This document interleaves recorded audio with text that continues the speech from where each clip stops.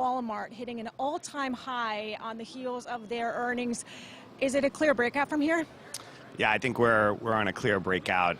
You look at Amazon or Target, and the price action there is not quite as strong as Walmart. Walmart, beat expectations handily. They crushed it on the online sales. They figured out how to compete with Amazon, and the price action is showing that. Retail sales are coming tomorrow, and the holiday season is just something that everyone is really so focused on. But there's this concern that the holiday season is shortened because you've got Thanksgiving that's coming right at the end of the month. What are you seeing? Well, actually, I heard a lot of people talking about that, and actually looked at some of the retail numbers related to the day that Thanksgiving falls on, and I actually found that when Thanksgiving is actually later in the season for holiday type purchases, you actually get stronger retail sales in those categories. So it's actually counterintuitive, but maybe people feel the rush from the shortened holiday season. They go out and they're more decisive about their purchases, but you actually see stronger sales when it's later in the season, when Thanksgiving falls on the 28th or the 27th and 26th, versus last year when it fell on like the 22nd and 23rd. So you're expecting them to come in strong? I would think so, and I think that Walmart's another indicative case where you see that retail has been strong, and all the retail ETFs are up today.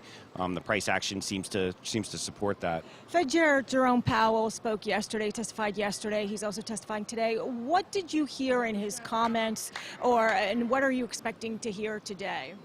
I think he's reconfirming that basically rates are going nowhere. They're not going to lower it, and he's basically telegraphing to the market that we're here, probably holding steady. We're not going to raise interest rates, and despite what Donald Trump says, he's probably not going to lower interest rates. That he's going to basically hold steady. He doesn't feel that negative interest rates are appropriate, and he's basically discounted all that. But we're still maintaining these highs, despite the fact that there's a pause in doing anything with rates, correct? I mean, so the market's not necessarily seeing that rates won't be lower as something negative.